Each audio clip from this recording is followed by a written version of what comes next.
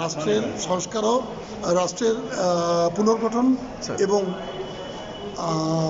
সংবিধান বিষয়ক ভাবনা।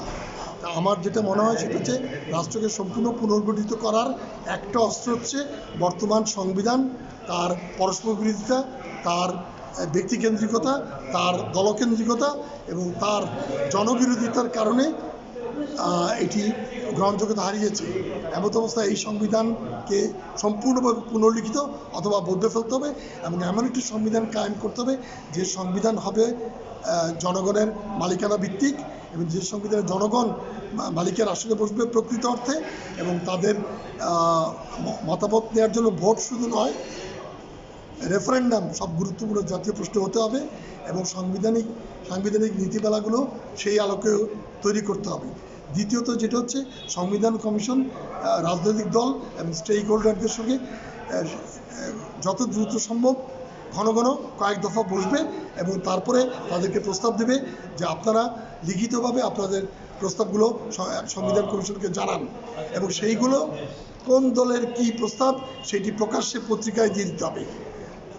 তারপরে সেইগুলোর আলোকে কতগুলো নীতিমালা ঠিক করে সংবিধানের একটা খসড়া তৈরি করা হবে এবং তার মূল নীতিগুলো জনগণের কাছে গণভোটে পাশ করার জন্য দিতে হবে।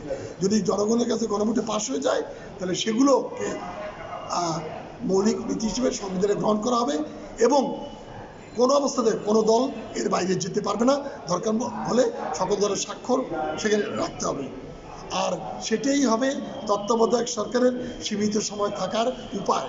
কারণ সংবিধান পরিষদ বানিয়ে তারপরে সেই সংবিধান ভিত্তিতে নির্বাচন করে আবার ক্ষমতায় যাওয়া অনেক দূরের বিষয়।